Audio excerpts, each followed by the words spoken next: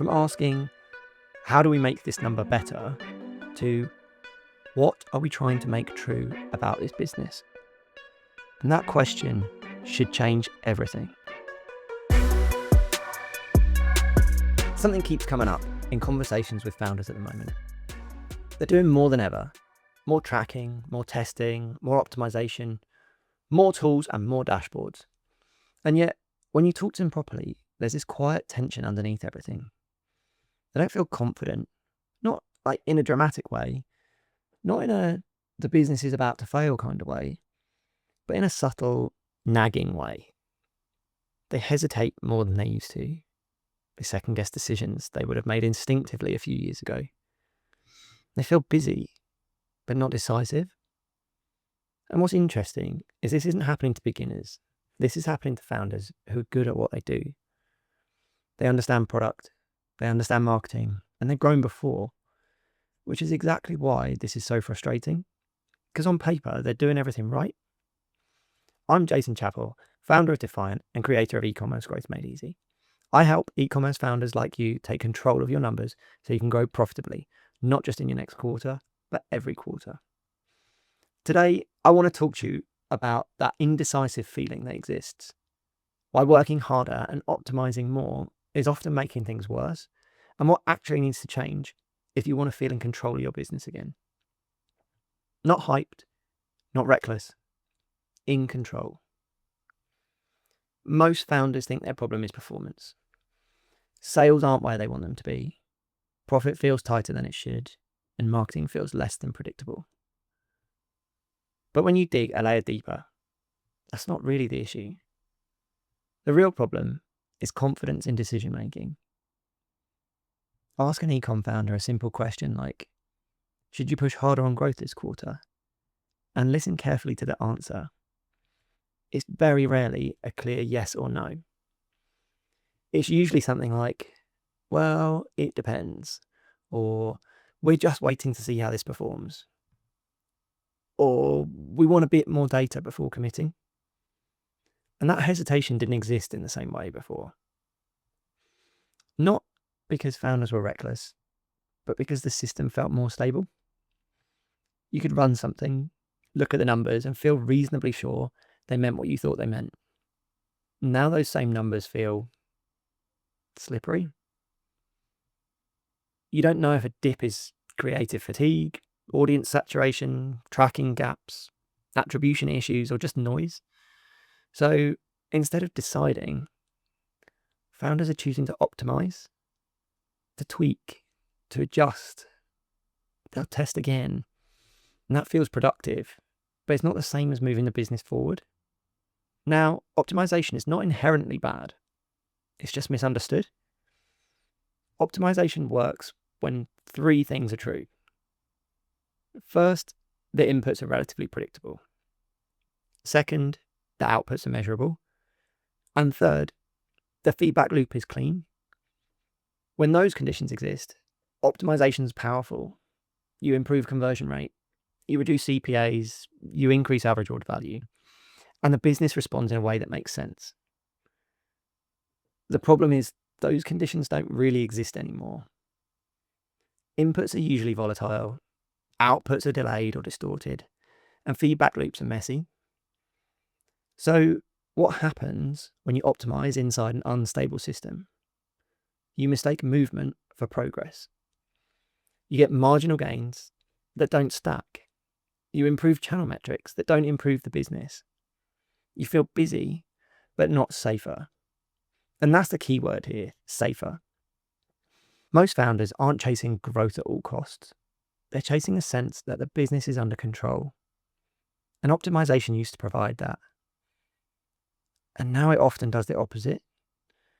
And when we look at it, we have more data than ever. More tools, more models, more advanced measurement. And yet the questions founders care about most are harder to answer. Questions like, can we actually afford to scale this? Where's risk building in the business? What breaks first if revenue dips? Which part of this business is fragile? And most dashboards don't answer those questions. They answer channel questions. They answer performance questions. They mostly answer attribution questions, but they don't answer business questions. So founders drown in information and still feel unsure. And that's why attribution debates go in circles. That's why people chase better models. That's why every new tool promises clarity, but clarity doesn't come from more data. It comes from deciding what matters before you measure it. And without that, data just amplifies uncertainty. And there's an irony to all this too. As tools get smarter, founders feel less in control because automation doesn't just execute, like it abstracts. You push a button, something happens, results appear. But the connection between cause and effect gets weaker. When something works, now you're not sure why. When something fails, you're not sure where. So founders hesitate to touch anything. They don't want to break what might be working. They don't want to make the wrong call. So again, they optimize instead of decide. And AI didn't remove responsibility.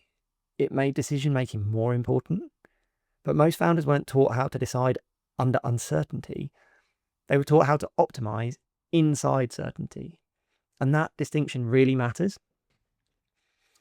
Now, optimization culture trains behavior. And not all of that is helpful. It trains teams to wait instead of commit, react instead of plan, improve local metrics instead of business outcomes. You see it everywhere. Budgets float instead of being set.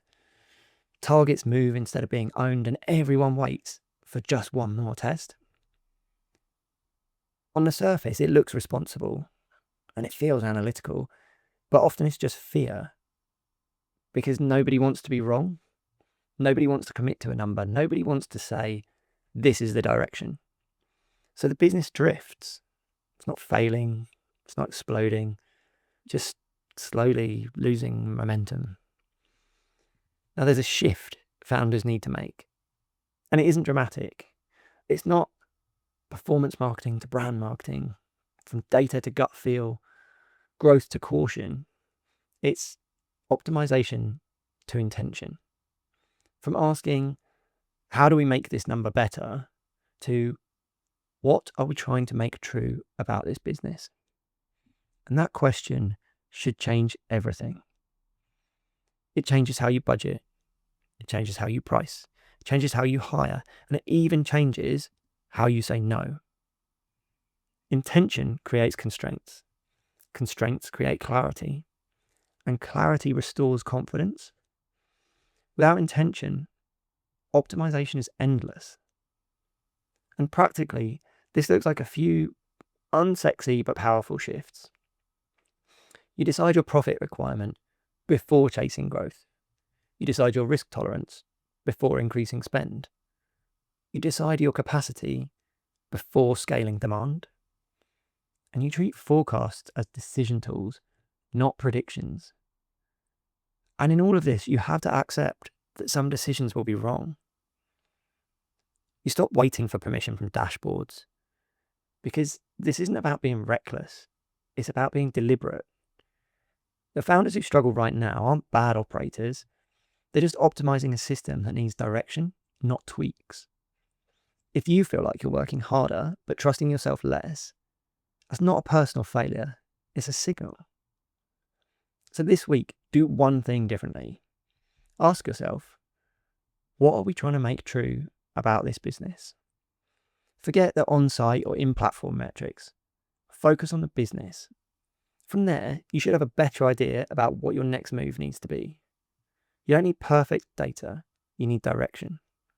And if you need help figuring out what this looks like for your e-commerce business, book a free consultation with me. The link's in the description, and I'll see you in the next one.